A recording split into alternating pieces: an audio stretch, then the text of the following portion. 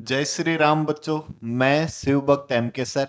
आज हम डिस्कस करने वाले हैं कक्षा 11th क्लास का chapter number 2, relation and function.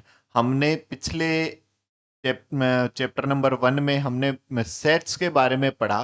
तो सेट्स से रिलेशन बनता है, कैसे बनता है, रिलेशन से फंक्शन बनता है, कैसे बनता है, उन और क्या रिलेशन होता है, क्या कार्टेशियन प्रोडक्ट होता है, क्या फंक्शन होता है, इन सब के बारे में डिस्कस करेंगे हम इस चैप्टर नंबर 2 में। तो बेसिकली हम जो सेट्स होते हैं, ठीक है, सेट्स के बारे में हमने पढ़ा, उसी के बारे में हम डिस्कस करने वाले हैं। तो बात करते हैं, देखो स्टार्ट करते हैं आज की क्लास। सबसे पहले बात करते हैं रिलेशन एंड फंक्शन का इंट्रोडक्शन। जैसे कोई भी दो सेट होते हैं हमारे पास, एक सेट ए जो है वो हमारे पास है 1 2 3, और एक सेट बी जो है वो है हमारे पास A, B। तो सबसे पहले तो हम फाइंड करते हैं इन दोनों सेट का कार्टेशियन प्रोडक्ट। ठीक है, क्या होता है Cartesian product? Cartesian product A cross B को हम क्या कहते हैं? कार्टेशियन प्रोडक्ट कहते हैं।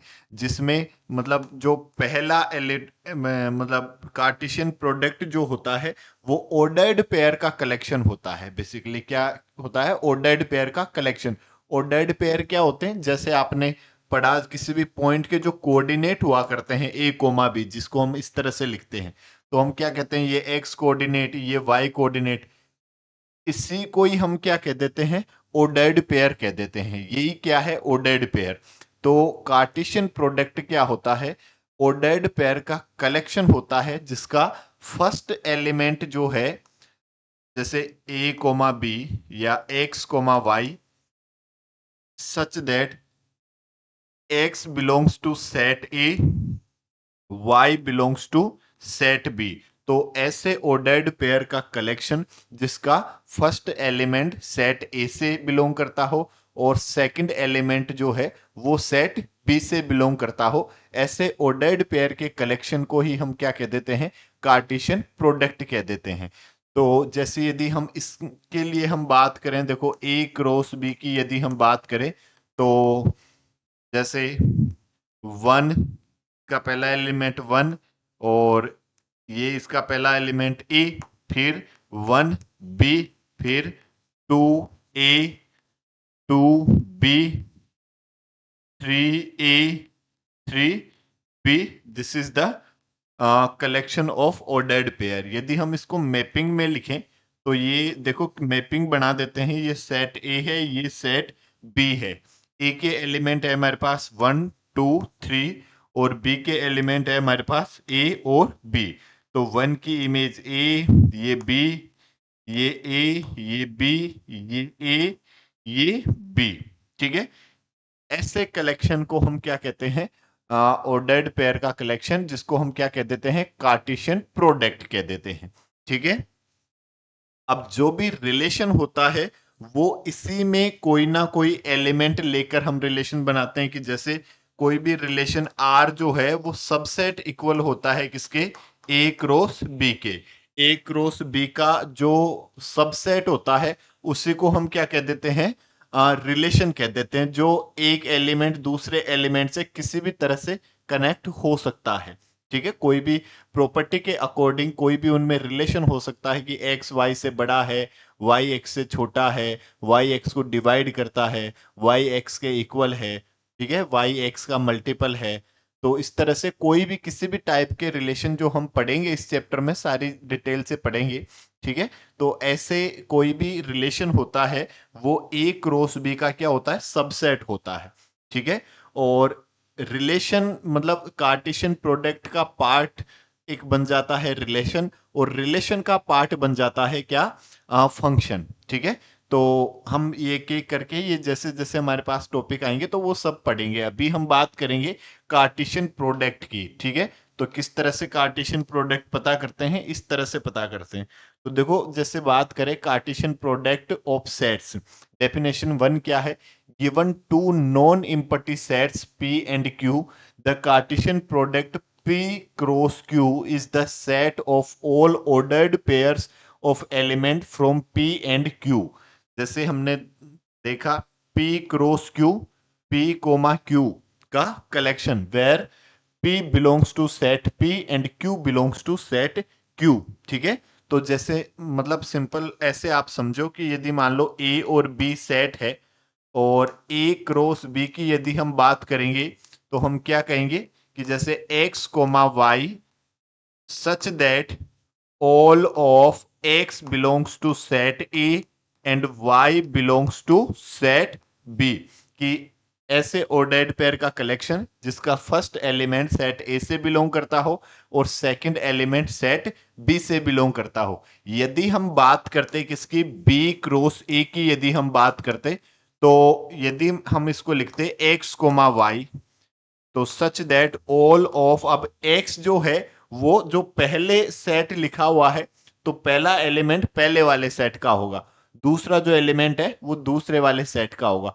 और सभी एलिमेंट आएंगे, सभी ऑर्डर्ड पेयर में सभी एलिमेंट लिखेंगे, एक भी एलिमेंट हम छोड़ते नहीं है, किसके लिए, कार्टेशियन प्रोडक्ट के लिए।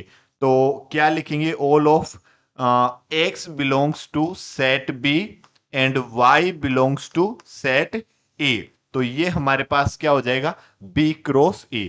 यदि हम बात करें कि जैसे हम A इक्वल्स टू हम लिख दें 1,2 और B इक्वल्स टू यदि हम ले लें 3,4, तो यदि A क्रॉस B की हम बात करें तो A cross B first element belong करता है सेट A से और सेकंड एलिमेंट बिलोंग करता है सेट B से। तो क्या होगा हमारे पास 1,3 1,4 और 2,3 2,4, ये हमारे पास क्या आया, ए क्रॉस बी आया। यदि हम बात करते देखो बी क्रॉस ए की, तो फर्स्ट एलिमेंट सेट बी से बिलोंग करेगा और सेकंड एलिमेंट सेट ए से बिलोंग करेगा, तो हम इसको क्या लिखेंगे, बी का फर्स्ट एलिमेंट 3,1 और 3,2, और यदि इसकी बात करें 4,1 और ये 4,2, तो ये हमारे पास क्या हो गया, बी क्रॉस ए।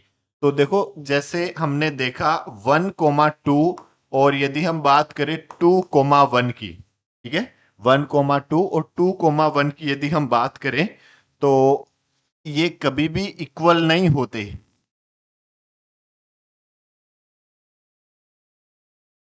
कि ये तो x का कोऑर्डिनेट है और ये y का कोऑर्डिनेट है, इसके लिए ये x का कोऑर्डिनेट और ये y का कोऑर्डिनेट, तो 1,2 नॉट इक्वल्स टू 2,1, ये हम जानते हैं, देखो हमने पढ़ा छोटी क्लासों में।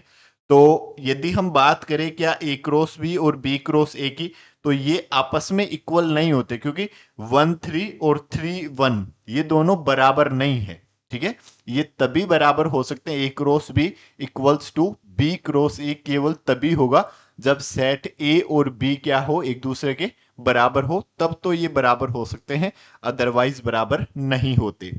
अब देखो हम एग्जाम्पल सोल्व करते हैं। सबसे पहले बात करें example 1, if x plus 1 comma y minus 2 equals to 3,1, find the value of x and y, x और y की वैल्यू हमें फाइंड करनी है।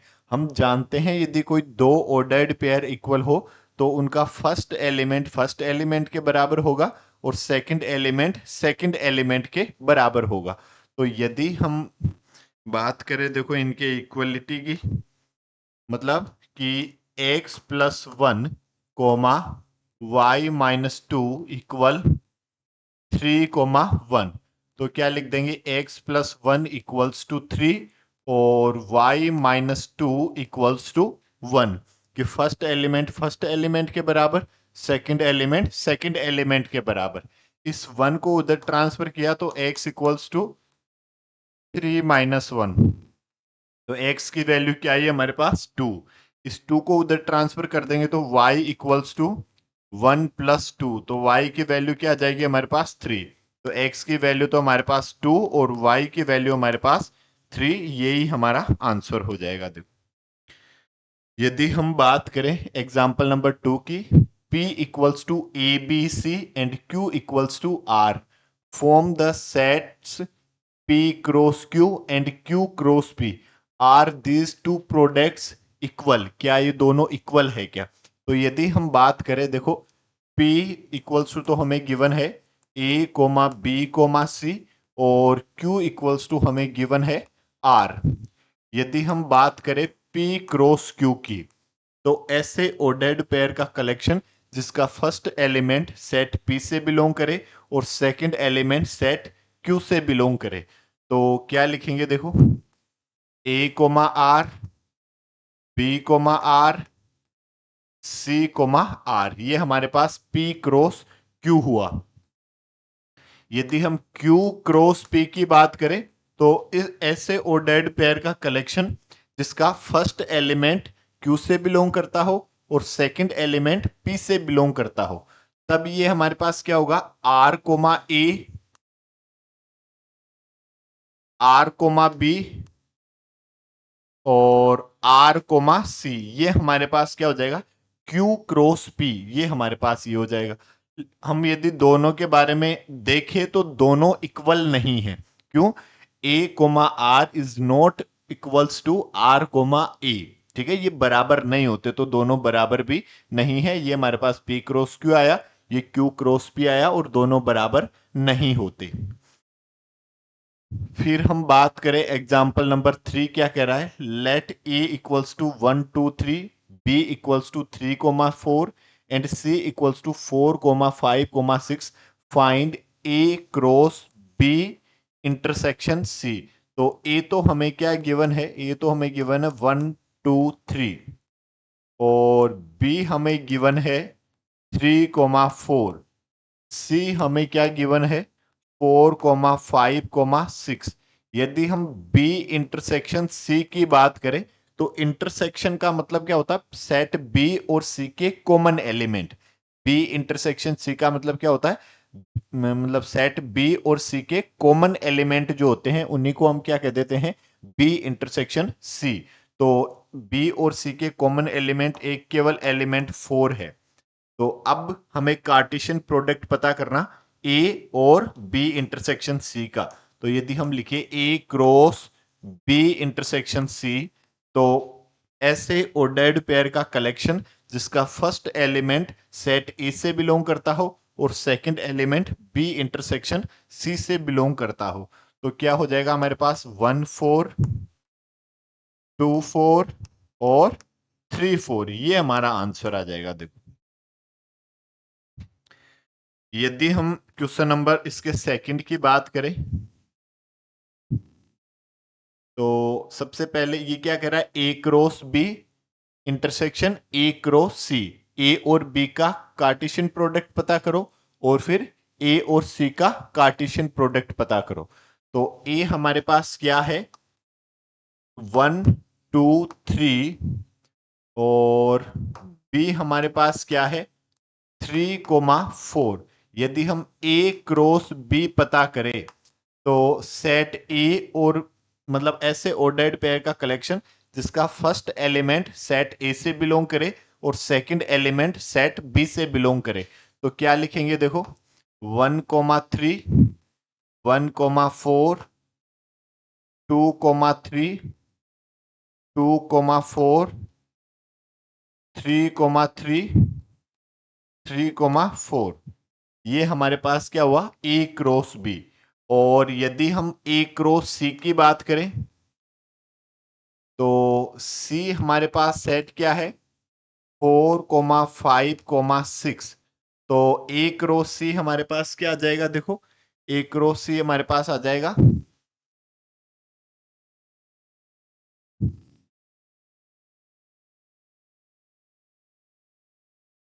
फर्स्ट मतलब 1 4 1 5 1 6 और 2 4 2 5 2 6 3 4 3 5 3 6, ये हमारे पास आ गया ए क्रॉस सी।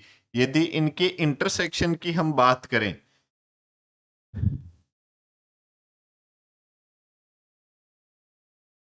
यदि हम बात करें A cross B intersection A cross C, यदि हम इनके इंटरसेक्शन की बात करें, मतलब कॉमन एलिमेंट की बात करें, तो देखो कॉमन एलिमेंट कौन कौन से हैं। 1 3 तो इसमें है नहीं, 1 4 है। देखो जो दोनों में हो उसी को हम लिखेंगे। 1 4 है, फिर 2 3, 2 3 इसमें नहीं है, 2 4 इसमें है, देखो 2 4 है। फिर 3 3 की बात करेंगे तो 3 3 इसमें नहीं है, 3 4 है। यही आपका आंसर हो जाएगा, देखो सेकंड वाला। मतलब हमने पहले ए क्रॉस बी पता कर लिया, फिर हमने ए क्रॉस सी पता कर लिया, और दोनों के कॉमन एलिमेंट जो थे उनको लिख दिया, बस वो ही हमारा आंसर है। देखो यदि फिर हम बात करें नेक्स्ट थर्ड वाले की, तो A cross B union C. Third वाले की यदि हम बात करें तो बी यूनियन सी सबसे पहले पता करें, तो बी यूनियन सी क्या होता है?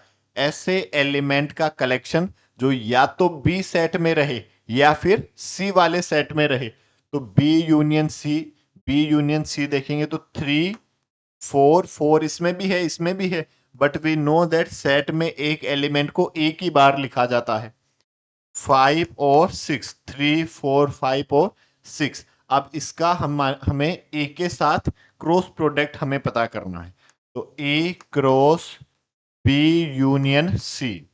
यदि ये हम पता करें ए के साथ क्रॉस प्रोडक्ट, ए है हमारे पास 1 2 3, तो ये सेट ए 1 2 3, तो ऐसे ऑर्डर्ड पेयर का कलेक्शन जिसका फर्स्ट एलिमेंट सेट ए से बिलोंग करे और second element B union C से बिलोंग करे, तो क्या लिखेंगे? 1 3, 1 4, 1 5, 1 6, और 2 3, 2 4, 2 5, 2 6, 3 3, 3 4, 3 5, 3 6। ये हमारे पास क्या आ गया? A cross B union C. और फिर हमें पता करना है A cross B union A cross C. यदि हम इसकी बात करें A cross B, A cross B हमने निकाला क्या? ए क्रॉस बी ये रहा, और ए क्रॉस सी ये भी हमने निकाला, तो इन दोनों का यूनियन। फोर्थ की यदि हम बात करें,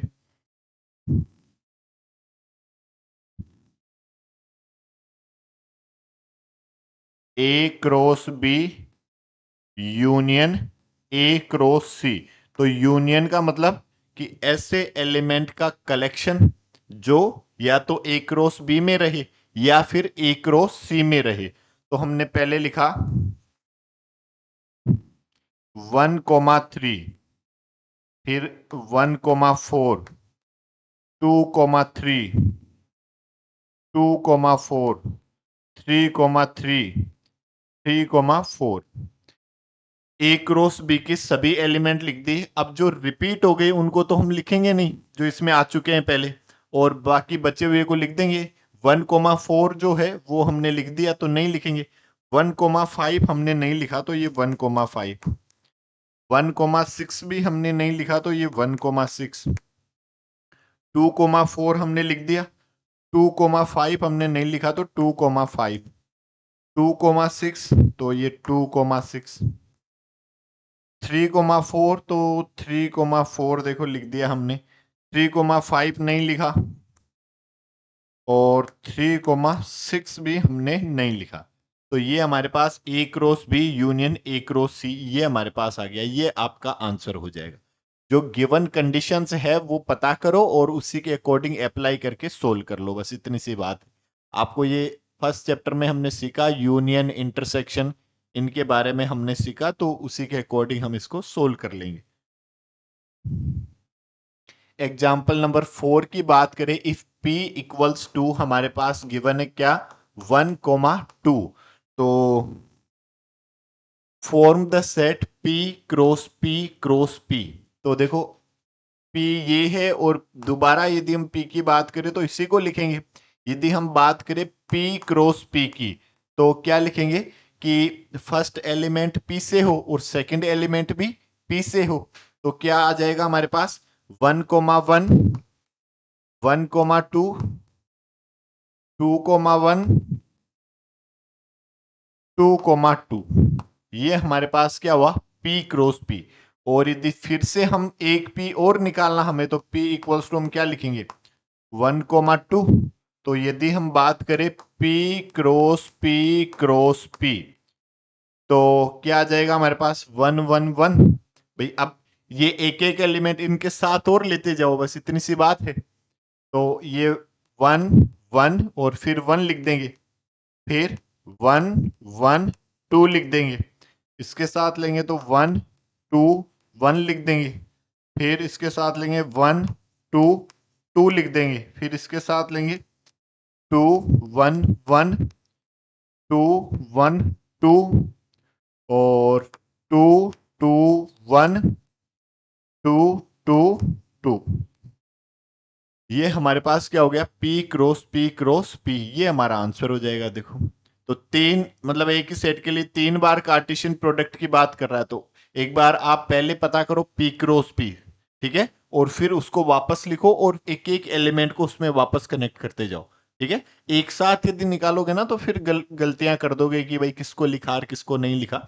तो जब भी आपको एक सेट का 3 बार कार्टेशियन प्रोडक्ट फाइंड करना है, तो पहले आप P क्रॉस P पता करें और उसके बाद उसी को सेट को लिखकर एक एक एलिमेंट एक एक में और ऐड करते जाओ। That is right way for finding triple product of any sets. यदि हम बात करें एग्जांपल नंबर 5 की, if R is the set of all real number, what do the Cartesian product R cross R। R क्या है आपके पास, set of real number. Real number कौन से होते हैं, minus infinitive to plus infinitive तक बिलोंग करने वाले नंबर्स को ही क्या कह देते हैं, रियल नंबर कह देते हैं। माइनस इन्फिनेटिव से प्लस इन्फिनेटिव के बीच में जितने भी नंबर है सबके सब क्या है, रियल नंबर है।